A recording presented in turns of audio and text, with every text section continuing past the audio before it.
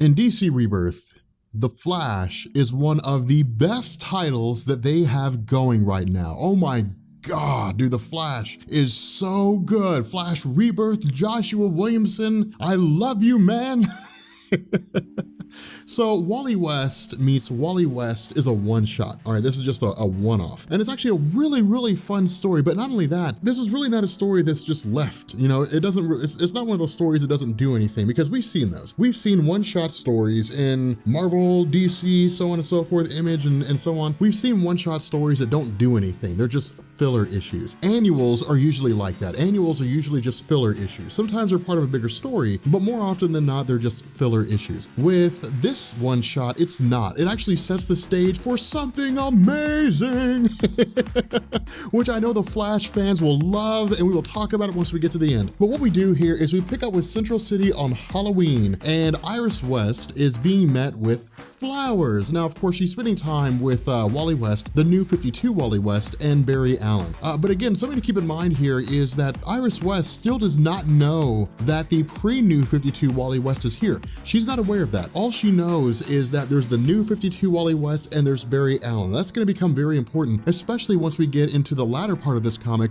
where we talk about who it was that stole time from everyone. But in the midst of them hanging out, with Iris trying to figure out who these flowers are coming from, I guess everybody in the room is suddenly alerted by the fact that there is a bridge collapsing. And so, of course, Iris West takes off, the New 52 Wally West takes off as well, and so does Barry Allen, although the New 52 Wally West talks about how he has homework, and Barry Allen talks about how he has a whole cold case. Now, this is an important part of the story, and the reason why I say that is because Barry Allen has not revealed his identity as the Flash to the New 52 Wally West. He doesn't know that, and that actually creates for some great storytelling, and the reason why is the New 52 Wally West largely gives us his inner monologue over the course of this story. And what he says is that for him, Barry Allen, or I guess the Flash as he knows him, is a hero. You know, the Flash has had such a, I guess, an important role in his life with regards to Daniel West, the Reverse Flash for a time prior to DC Rebirth. You know, Wally West, the New 52 Wally West, looks to the Flash as an icon of sorts, somebody in whose shoes he wants to follow. And so what he does is, of course, he goes to the bridge, he fights alongside the Flash, and to fight alongside his idol is a huge inspiration. But not only that, while they're in the midst of trying to quell these flames, while they're in the midst of trying to save people who are on the bridge, suddenly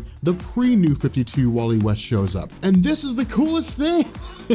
It's so cool to see the pre-New 52 and the New 52 Wally West hanging out. And the reason why is because they could not be opposite. Like they're polar opposites. The New 52 Wally West isn't really, he's not super serious, but he's got a chip on his shoulder, right? He's had some rough experiences in his life, whereas you have the pre-New 52 Wally West, who remembers racing alongside Barry Allen in the pre-DC, really the pre-New 52 timeline. He remembers, you know, being the Kid Flash, an actual child, racing alongside his idol, Barry Allen. And so because of this, really, it seems to be kind of a return to familiarity for the pre-New 52 Wally West, whereas the New 52 Wally West doesn't know any of this history, because again, Barry Allen and Wally West seem to be the only two among them who have a bigger picture, who have an understanding of everything that's going on. There are a couple people here and there who have an inkling, have an idea. Of course, Batman's doing his investigations, but right now it's really just the pre-New 52 Wally West and Barry Allen. But while they're in the midst of talking with one another, you know, suddenly Barry Allen is, or at least it seems as though he is attacked, so to speak, by the Speed Force, in the sense that he has visions. And these visions are actually really interesting. Of course, we see Gorilla Grodd, we have Captain Cold, we have all these different, you know, I guess the Flashpoint timeline, we have all these different visions, you know, coming through the mind of Barry Allen. And the result of this is that he immediately starts to freak out. Not only that, a voice seems to take over him, and he starts speaking harshly against the New 52 Wally West and the pre-New 52 Wally West. Now, what he tells the New 52 Wally West is that Daniel West was actually his father, not his uncle, and it was never revealed to him. Not only that, he starts to yell at the pre-New 52 Wally West about the fact that the pre-New 52 Wally West is trying to take the place of Barry Allen. Now again, this really is maybe some deep-seated emotions, maybe it's some subconscious thoughts that are rising to the surface, but then suddenly it seems as though this is not actually Barry Allen talking. Instead, it seems as though he's being manipulated by Eobard Thawne, by Professor Zoom. Now, this looks like Joshua Williamson is leading towards something bigger, because at this moment right now, Professor Dr. Zoom, as we know him, Eobard Thawne, is currently in Iron Heights. He's not free. And so because of this, the question is he somehow able to still commune with the Speed Force, so to speak? Or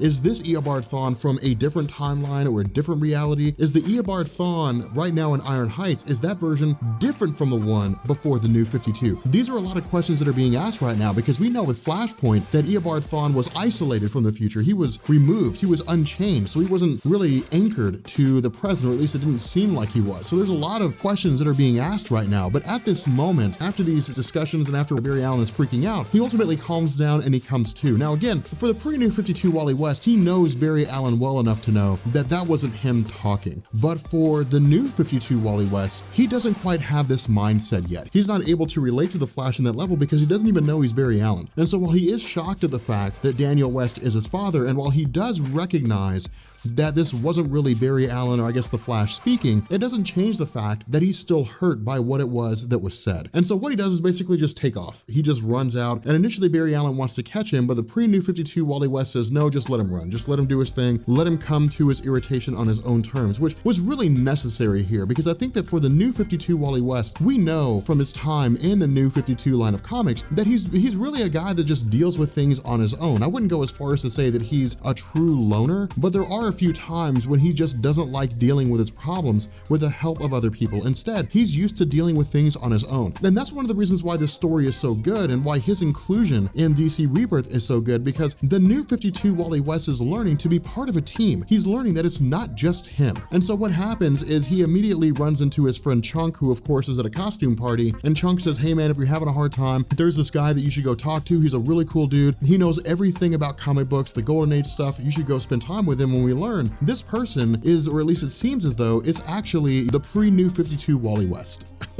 You know, this is his masquerade. Now, there's something else I also want to touch base on here, is that the pre-New 52 Wally West hasn't just been hanging around in the DC Rebirth universe, right? He hasn't just been doing nothing. He's been part of the Titans. So he has his own role to play in DC Rebirth. But the fact remains that he basically sits down and he starts having a heart-to-heart conversation with the New 52 Wally West. And what he says here is that that was not the Flash. Of course, you know, the pre-New 52 Wally West can't reveal everything about why he understands, you know, Barry Allen so well, but the fact remains here that he says that his history is not that far removed from the New 52 Wally West, in the sense that the pre-New 52 Wally West comes from a very bad family. He comes from parents that argued all the time, that he was taken from that house, he was moved, and he basically lived with Iris West. That was when he was introduced to Barry Allen way back when, before Crisis on Infinite Earths. You know, that was when he became the Kid Flash. He started racing alongside Barry Allen as the Flash. That's when he basically came into his own and started becoming a superhero. And so what he tells Wally is, or I guess what he tells the New 52 Wally West, is that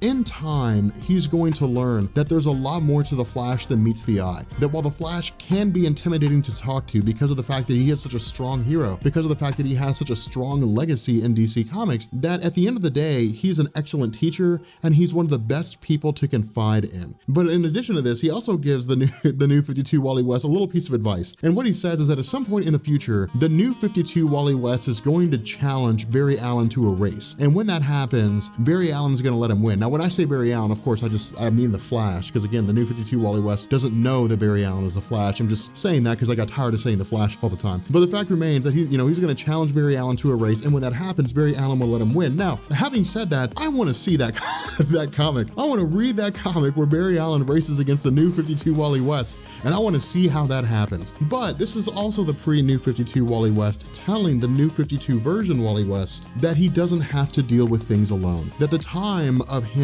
dealing with his problems in isolation has long since passed, because as a member of the Flash family, he always has people that he can go to. Now, the reason why I love this section so much is because there's an iconic image out there of the Flash family.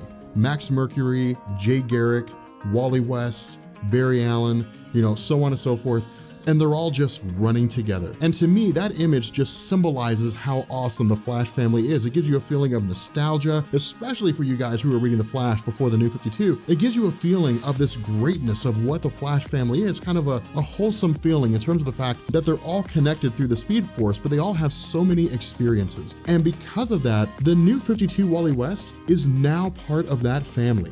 he's a member of that family. And so there's always someone to go to. Now, admittedly, not everybody who's part of that family in the pre-New 52 is there right now, which leads us to the discussion between Barry Allen and the pre-New 52 Wally West. Now, what we learn is that the pre-New 52 Wally West is the one that's been sending flowers to Iris. And the reason why is that when, in my video, which you'll find down in the description on the Flash Rebirth #1, when Wally West was officially, the pre-New 52 Wally West was officially brought back, when he was brought into the New 52 continuity by Barry Allen, who remembered his name, who expressed his love for him as a member of his family. When that happened, Barry Allen wanted to run and tell Iris West what was going on. He wanted to tell her that the two of them were married before the New 52, that the pre-New 52 Wally West was her nephew, but it wasn't just her out there in isolation by herself, that she had a very important role to play in the DC landscape. But the pre-New 52 Wally West didn't want to, because he didn't want Iris to know what was going on, because he didn't think that she was ready. More so than that, they wouldn't go to her with a full story. All they would do is basically go to Iris, and it would be Barry Allen saying, hey, this guy says that he's your nephew from a reality that you don't remember, and in that reality, you and I were married, so let's go back to doing that. And it would like, she wouldn't know how to react to it. It'd be funny, but she wouldn't know how to react to it. And so as a result, it would cause problems. Not only that, it would also create ripples within the superhero community, because then other superheroes would come knocking on their door wanting to know what's going on. And so what they do is they sort of get into this conversation where they talk about how when the pre-New 52 Wally West was with the Titans and when they were going against Abracadabra, that Abracadabra revealed that he was the reason why no one remembered Wally West. But more so than that, someone out there, and they don't know who, stole years off everyone's life, and they're still trying to figure out who that person is. Now, from what we've seen in DC Universe Rebirth #1, that person seems to be Dr. Manhattan, but we still don't know for sure. It looks like it's him because of the powers that he possesses, but that question still hasn't been answered. And I imagine it'll be a massive crossover event when we get to that time, which, by the way, I am hyped to see a battle between Dr. Manhattan and the Justice League. But the ending of this story is so beast, and the reason why is because Wally West, the pre-New 52 Wally West, asked Barry Allen before they part ways, he says, you said that you saw something in the Speed Force. What did you see while you were looking in the Speed Force? And Barry Allen says that he saw something that gave people hope. And what we're shown is the helmet of Jay Garrick. Oh my God, I'm sorry if I'm so excited, people. Like, I'm so hyped for this. Jay Garrick. We might be seeing Jay Garrick return to the New 52, the DC Rebirth landscape, which we need to see because he's been gone for so long. But that's basically it. I mean, it seems as though this one shot is designed for the purpose of giving the New 52 Wally West a home, to show him that he has a family outside of Iris West, but it also seems to be like teasing the return of Jay Garrick, which I'm super happy about. But with that being said, if you guys are new here to Comics Explained, feel free to hit the sub button, become part of the Rob Corps. If you guys enjoy this video, drop a like, because I love this little comic, and leave a comment down below. Let me know, are you guys hyped about the possible return of Jay Garrick? Man, I'd be so hyped to see that happen. And yeah, I will catch you all later. Peace.